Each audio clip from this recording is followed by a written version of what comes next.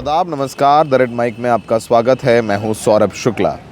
बांग्लादेश में एक बार फिर अनरेस्ट है, माहौल ख़राब है। ढाका की सड़कें प्रदर्शनकारियों से भरी हुई हैं। कई अखबारों के दफ्तर फूंक दिए गए हैं और कुछ लोगों के गंभीर रूप से घायल होने की भी खबर आई है और एक मौत की भी पुष्टि हुई है। ये सब क्यों हो रहा है, इस पूरे वीडियो में हम बांग्लादेश में क्या वापस से वही चक्र चलेगा जो पिछले साल चला और शेख हसीना भाग करके हिंदुस्तान पहुंची शरण लेने के लिए। ये तस्वीरें ढाका की हैं। एयरपोर्ट के बाहर लाखों की भीड़ जमा है। बांग्लादेश में की राजधानी ढाका की तब सारी प्रमुख सड़कों पर प्रदर्शनकारी सड़कों पर हैं और साफ तौर पर गुस्सा, नाराज़गी है। ये सब क्यों है वो हम इस पूरी रिपोर्ट में बताने वाले हैं। जो प्रदर्शन हुआ शेख हसीना के खिलाफ पिछले साल, उस आंदोलन को लीड करने वाले एक शख्स का नाम था उस्मान हादी। उस्मान हादी करोड़ों बांग्लादेशियों के लिए एक हीरो जैसी शख्सियत रखता था।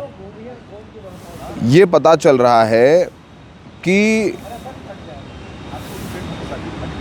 उस्मान हादी की अज्ञात हमलावरों ने गोली मारकर हत्या कर दी है। उस्मान हादी को बेहतर इलाज के लिए सिंगापुर ले जाया गया और वहाँ से पुष्टि हुई कि उस्मान हादी की मौत हो चुकी है। और जैसे ही उस्मान हादी की मौत की खबर बांग्लादेश पहुँची तो हंगामा हो गया। उसके बाद हिंसा का एक चक्र चलने लग गया। डेली स्टार वहाँ का अखबार है और भी कुछ टीवी चैनल्स हैं जो एक वक्त पर शेख हसीना का माउथपीस रहे हैं, उनके प्रवक्ता के तौर पर काम कर रहे थे। उनके दफ्तरों में तोड़फोड़ हुई, आगजनी की खबरें आई हैं। बीबीसी बांग्ला के अनुसार एक हिंदू युवक को भी पीट कर मार डाला गया है। ये भी बताया गया है कि उसे पीटा गया और फिर उसे पेड़ से लटका दिया गया। मृतक की पहचान दीपू चंद्र दास के तौर पर हुई है। पुलिस ने बताया कि ये घटना गुरुवार रात भालुका में हुई है। सोशल मीडिया पर इसका वीडियो वायरल हो रहा है जिसमें लोग धार्मिक नारे लगाते हुए दिख रहे हैं। आपको बताएं कि गुरुवार देर रात सबसे बड़े अखबार डेली स्टार और प्रथम मालों के ऑफिस में जबरन प्रदर्शनकारी घुस गए और वहां तोड़फोड़ की और वहां पर आगजनी की भी खबरें आई हैं।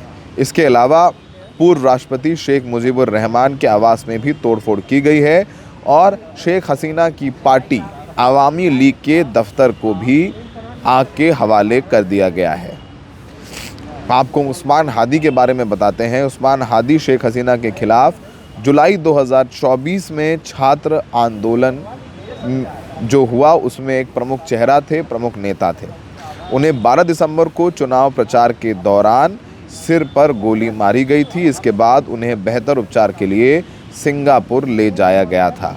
6 दिन बाद उनकी मौत हो गई है। तमाम तस्वीरें हम आपको दिखा रहे हैं। जो प्रथम आलो है, जो अखबार है, वो समझ लीजिए कि बांग्लादेश का टाइम्स ऑफ इंडिया जैसे हिंदुस्तान में जो सर्कुलेशन में और पढ़े जाने वाले अखबारों में से एक है, वैसे ही वहाँ का प्रथम आलो अखबार भी है जो बहुत पॉपुलर है और वाइडली सर्कुलेटेड है। उसके दफ्तर पे भी हिंसा और आगजनी की तस्वीरें आई हैं। दफ्तर को चकनाचूर कर दिया गया, तोड़ दिया गया और डेली स्टार अखबार का भी यही हाल किया गया। प्रथम आलो के पास एक दुकान है, उस पर भी तोड़फोड़ किया गया और वहाँ पर भी प्रदर्शनकारियों ने उस दुकान को भी आग के हवाले किया है। तमाम तस्वीरें आ रही हैं। इस वक्त हादी और बांग्लादेश गूगल और सभी सोशल मीडिया प्लेटफॉर्म पर ट्रेंड कर रहा है। हादी का शव सिंगापुर से बांग्लादेश पहुंच चुका है और जब वो बांग्लादेश पहुंचा तो उसे रिसीव करने के लिए लाखों की भीड़ एयरपोर्ट पर इकट्ठा हो गई। तस्वीरें इस कदर भयावह भी लग रही हैं कि इतनी उत्तेजक भीड़ है, वो कुछ भी कर सकती है इस समय। बांग्लादेश के केयर टेकर और या कह लीजिए इस समय बांग्लादेश की सरकार चला रहे यूनुस का भी बयान आया है। उन्होंने खुद बताया कि हादी की मौत हो गई है और राजकीय शोक की भी घोषणा की गई है। आपको बताएं कि 12 फरवरी 2026 को बांग्लादेश में चुनाव होने वाले हैं, जहां पर जो मुख्य लड़ाई है वो बीएनपी जो खालिदा जिया की पार्टी है और जमात के बीच नज़र आ रही है। आपको बताएं कि बांग्लादेश सरकार का भी बयान आया है। वो कह रहे हैं कि जो हिंसा हुई और जो पत्रकारों पर हमला हुआ है उसकी वो कड़ी निंदा कर रहे हैं। सरकार ने कहा कि हिंसा, धमकी, आगजनी और संपत्ति को नुकसान पहुंचाने की हर घटना की साफ और बिना किसी शर्त सरकार निंदा करती है। सरकार ने बताया कि इस समय बांग्लादेश एक ऐतिहासिक लोकतांत्रिक बदलाव के दौर से गुजर रहा है, जिसे नफरत और अराजकता से नुकसान नहीं पहुंचाना चाहिए। अंतरिम सरकार ने लोगों से अपील की है कि वो भीड़ की हिंसा का विरोध करें और उसमें हिस्सा ना लें। सरकार ने कहा कि कुछ कट्टर और हाशिए पर मौजूद तत्व देश को डिस्टेबलाइज करना चाहते हैं। यूनुस का भी बयान आया है। यूनुस ने कहा है कि बांग्लादेश में हिंसा की कोई जगह नहीं है। उन्होंने कहा कि एक हिंदू व्यक्ति की पिटाई और हत्या की कड़ी निंदा की जाती है। यूनुस ने कहा कि नए बांग्लादेश में ऐसी हिंसा के लिए कोई जगह नहीं है। उन्होंने कहा कि जो हिंदू व्यक्ति की हत्या हुई है उसमें शामिल जो भी लोग हैं उनको बख्शा नहीं जाएगा और बांग्लादेश के कानून के अनुसार उन पर कड़ी से कड़ी कार्रवाई की जाएगी। और लोग जुटना शुरू हो गए हैं, भीड़भाड़ हो गई है और बांग्लादेश में हालात बेकाबू होते हुए नज़र आ रहे हैं, क्योंकि प्रदर्शन चल रहा है, लोगों में गुस्सा है और ख़ासकर भारत के प्रति ज़्यादा आक्रोश नज़र आता है, क्योंकि शेख हसीना भारत में शरण लिए हुए हैं और यदा कदा उनके बयान भारत से निकल करके सामने आ रहे हैं। तो शेख हसीना से जुड़ी हर चीज़ को प्रदर्शनकारी ख़त्म कर देना चाहते हैं। आपको पता है कि किस तरीके से पिछले 1.5 साल में तमाम चीज़ें बदली हैं, चाहे वो जो बांग्लादेश की करेंसी है उसमें शेख मुजीबुर रहमान की तस्वीर बदलने वाली बात हो, वो तमाम स्टैचूज़ हों उनको भी तोड़ दिया गया, जिसमें शेख हसीना के पिता बंगबंधु कहे जाने वाले मुजीबुर रहमान की तस्वीर थी या मूर्ति थी, उनको भी क्षतिग्रस्त किया गया, उनको भी तोड़ा गया। तो जो भी जिसका भी संबंध शेख हसीना से है उसको लेकर के उस घर, कोई इमारत हो, कोई पोस्टर हो, होर्डिंग हो, उसको भी बख्शा नहीं गया है। आपको बताएं कि ये भी खबर आ रही है कि एक बांग्लादेशी पत्रकार की भी हत्या की गई है। पुलिस ने बताया है कि पत्रकार का नाम इमादुल हक मिलन है, उसको गोली मारी गई है। इस घटना में एक अन्य व्यक्ति घायल हुआ है, उसे अस्पताल में भर्ती कराया गया है। ये भी बताया जा रहा है कि ये घटना गुरुवार रात करीब 9:30 बजे हुई। ये मिलोन शालुआ प्रेस क्लब के अध्यक्ष थे। हमले के समय मिलोन शालुआ बाज़ार की एक चाय की दुकान पर बैठे चाय पी रहे थे। उस वक्त 2 मोटरसाइकिलों ने पर सवार 4 लोग अचानक आए और उस पर गोलियां चलाईं और तेज़ी से भाग गए। घटना के बाद आसपास मौजूद लोगों ने उन्हें मेडिकल कॉलेज में भर्ती कराया, जहां डॉक्टर ने मिलन को मृत घोषित कर दिया है और पुलिस अब तक पहचान नहीं कर पाया है। आपको बताएं कि शेख मुजीबुर रहमान के नाम पर एक हॉल था यूनिवर्सिटी में, उसका नाम बदल करके हॉल का नाम हादी के नाम पर रख दिया गया है। ढाका यूनिवर्सिटी में शेख मुजीबुर रहमान हॉल, इसका नाम अब हो गया शहीद उस्मान हादी हॉल और उस पर हादी के नाम का पोस्टर भी लगा दिया गया है। हर जगह से शोक की खबरें आ रही हैं, लेकिन बांग्लादेश को भी तय करना है कि वो कैसा बांग्लादेश चाहते हैं। आक्रोश और पत्रकारों पर हमले कहीं ना कहीं अंतर्राष्ट्रीय स्तर पर उनका नाम ख़राब कर रहा है। हम भी पिछले साल बांग्लादेश गए थे, वहाँ पर हमने तमाम रिपोर्ट की।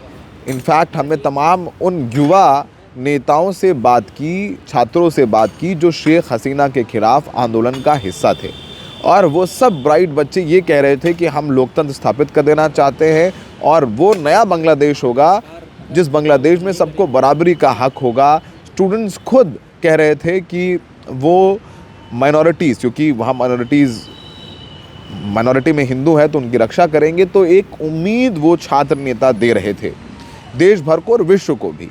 लेकिन जब ये तस्वीरें आती हैं कि पत्रकारों पर हमले हो रहे हैं, दफ्तर तोड़े जा रहे हैं, माइनॉरिटीज़ पर हमले हो रहे हैं, उनकी हत्या की जा रही है, तो कहीं ना कहीं जो कॉज था, एक नए बांग्लादेश का कॉज था, बदलाव का कॉज था, उस पर लोगों को शक होने लगा है। और हादी की हत्या हुई है। अब हादी की हत्या को लेकर के तमाम कॉन्स्पिरेसी थ्योरीज चल रही हैं और आगे वो चलती भी रहेंगी। लेकिन इस वक्त बांग्लादेश के हालात बेहद नाजुक बने हुए हैं। कल यानी शनिवार को हादी का अंतिम संस्कार होगा और अंतिम संस्कार के लिए 5 लाख से भी ज़्यादा बांग्लादेशियों के जुटने की खबर आ रही है। यानी शनिवार का दिन बांग्लादेश के लिए बेहद अहम रहने वाला है। कुछ 19-20 हुआ तो बांग्लादेश में हालात बेकाबू हो सकते हैं। फ़्लाइट्स भी नहीं उड़ रही हैं। ढाका से उड़ने वाली या ढाका को लैंड होने वाली तमाम फ़्लाइट्स को भी रद्द किया गया है, इसकी भी खबरें आ रही हैं। पूरी वर्ल्ड कम्युनिटी इस वक्त बांग्लादेश को देख रही है। उधर भारत ने भी अब बांग्लादेशियों को वीज़ा देना बंद कर दिया है, वो सेक्शन क्लोज़ कर दिया गया है। तमाम जो अधिकारी थे भारत के जो तैनात थे बांग्लादेश में, वो भी हिंदुस्तान लौट रहे हैं, क्योंकि भारत के ख़िलाफ़ वहाँ पर एक गुस्सा साफ नज़र आ रहा है। शेख हसीना हिंदुस्तान में है और जब उनके बयान आते हैं तो वहाँ और गुस्सा भड़क जाता है। फ़िलहाल किसी भी देश में कट्टरपंथ का उदय लोकतंत्र के लिए खतरा माना जाना चाहिए और कट्टरपंथ का उदय अगर बांग्लादेश में हो रहा है तो बांग्लादेश का भविष्य उज्जवल नहीं हो सकता है। कट्टरपंथ सिर्फ और सिर्फ समाज को दीमक की तरह ख़राब करता है, चाहे वो विश्व में कहीं भी हो।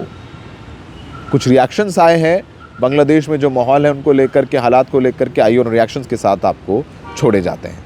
हादी भाई ছিলেন জুলাইকে ধারণ করা অন্যতম একজন ব্যক্তি, যিনি দলমত নির্বিশেষে সকলের ঊর্ধ্বে গিয়ে জুলাইকে ধারণ করে আমাদেরকে ঐক্যবদ্ধ হওয়ার আহ্বান জানিয়েছেন।